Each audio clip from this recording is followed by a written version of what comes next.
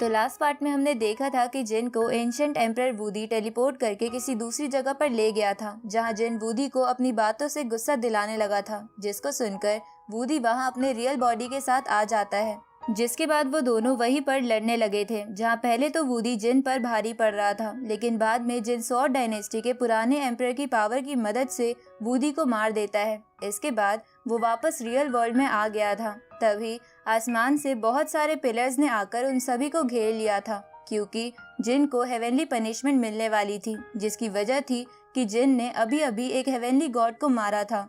उसी वक्त वहाँ जेनी, वूली और डॉक्टर सॉन्ग के साथ आ गई थी। अब आगे तो इस पार्ट की शुरुआत में हम देखते हैं कि डॉक्टर सॉन्ग को ये सब देखकर कुछ भी समझ नहीं आ रहा था, इसलिए वो इस बारे में जेनी से पूछता है। उसी वक्त हेवन की आवाज सबको बताने लगती है कि जिन ने अभी अभी हेवनली गॉड को मारा है, इसलिए ये एक हेवनली पनिशमेंट है और ये पनिशमेंट उन सबको मिलेगी जो इन पिलर्स के बीच में होगा। तो ये सुनकर डॉक्टर सॉन्ग और जेनी को जिन की चिंता होने लगती है। तभी जिन की वेपन स्पिरिट जिन को बचाने के लिए उसके पास जाने लगती है, लेकिन जिन उसे वापस फर्नेस में डाल देता है, जिसके बाद वो कहने लगता है कि मैं अपनी वजह से किसी और को मुसीबत में नहीं डाल सकता। उसी वक्त आसमान से एक एनर्जी जिन के ऊपर गिरती है, जिसके कारण बहुत सारी चेन जमीन से निकलकर जिन को जकड़ लेती है।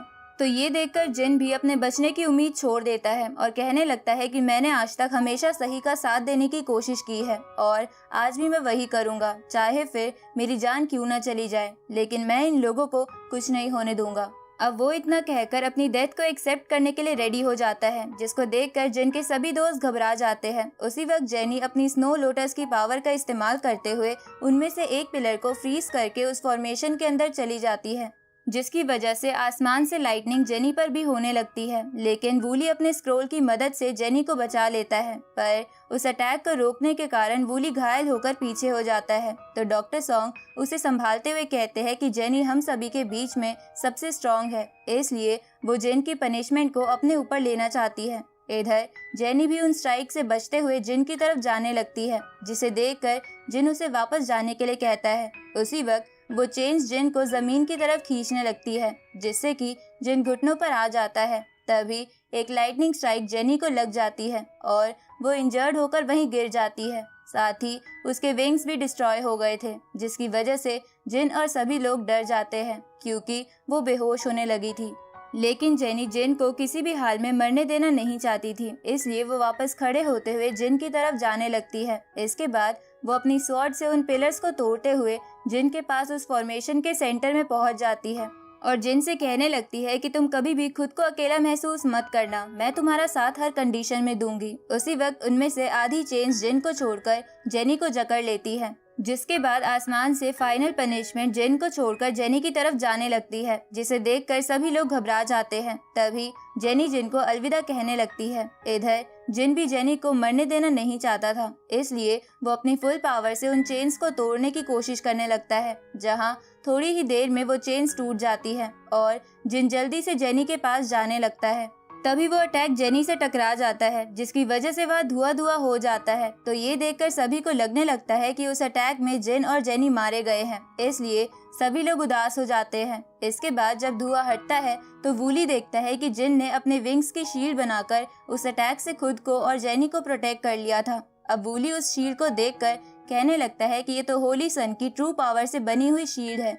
उसी वक्त डॉक्टर सॉन्ग भी खुश होते हुए कहने लगते हैं कि फाइनली जिन हेवन की पनिशमेंट में भी सरवाइव कर गया है। ऊपर से अब वो सेंट लेवल के मिडिल स्टेज पर भी पहुंच चुका है। तभी जिन जेनी को सही सलामत देखकर खुश हो जाता है और उसे किस करने लगता है। लेकिन उसी वक्त बीच में उसकी वेपन स्पिरिट आकर चिल्लाते हुए कहती है कि आखिर तुम दोनों यहाँ पर क्या करने की कोशिश कर रहे हो। तो ये सुनकर जेनी शर्माकर वहाँ से चली जाती है, जिसके बाद जिन अपनी वेपन स्पिरिट को पकड़ते हुए कहता है कि क्या हर जगह तुम्हें अपनी जबान चलानी जरूरी है। जिस पर उसकी वेपन स्पिरिट उससे कहती है कि आप एक नंबर के बेवकूफ हो, क्योंकि आप अपने विंग से जेनी को कवर करके भी किस कर सकते थे। उसी वक्त जेनी भी उससे कहती है कि तुम अभी अभी मौत के मुंह से बचकर वापस आए हो और तुम भगवान को शुक्रिया बोलने के बजाय मुझसे मस्ती कर रहे हो। तभी जियामू डिवाइन ट्री जिन से कहता है कि तुमने इस वर्ल्ड को प्रोटेक्ट कर लिया है, इसलिए अब टेलीपोर्टेशन फॉर्मेशन को सील करने का समय आ गया है। तो ये सुनकर जिन सबसे कहता है कि पिछले कुछ दिनों में हमने बहुत से आउटर वर्ल्ड के लोगों से फाइट करी है और अगर हमारे सीनियर्स ने हमारे लिए अपनी पावर्स नहीं छोड़ी होती तो हम कभी भी इस बैटल को नहीं जीत पाते। पर इसका मतलब ये नहीं है कि हम खुद को कमजोर समझना शुरू कर दें। इसलिए अब डर के छुपने का टाइम नहीं है, क्योंकि जियामू वर्ल्ड और उसके लोगों पर शुरुआत से बहुत सारे रिस्ट्रिक्शंस लगे हुए थे। पर अब समय आ चुका है कि हम लोग इस जियामू वर्ल्ड को छोड़कर वापस रियल वर्ल्ड में जाकर अपनी पहचान बनाएं। जिसको सुनकर डॉक्टर सॉन्ग भी जिन की बातों से एग्री करते हुए बोलते हैं कि इस यूनिवर्स में कल्टीवेशन पाथ का कोई एंड नहीं है, इसलिए हमें बाहरी दुनिया में जरूर जाना चाहिए। तो ये सुनकर वो ट्री अपनी पावर उस पूरे वर्ल्ड में फैलाने लगता है ताकि वो उस वर्ल्ड को रियल वर्ल्ड में ले जा सके। असल में 5 कॉन्टिनेंट रियल वर्ल्ड थे ही नहीं, वो बस रियल वर्ल्ड के स्ट्रॉन्ग लोगों के द्वारा बनाया हुआ सेल्फ क्रिएटेड वर्ल्ड था, जो कि जियामू वर्ल्ड के नाम से जाना जाता था।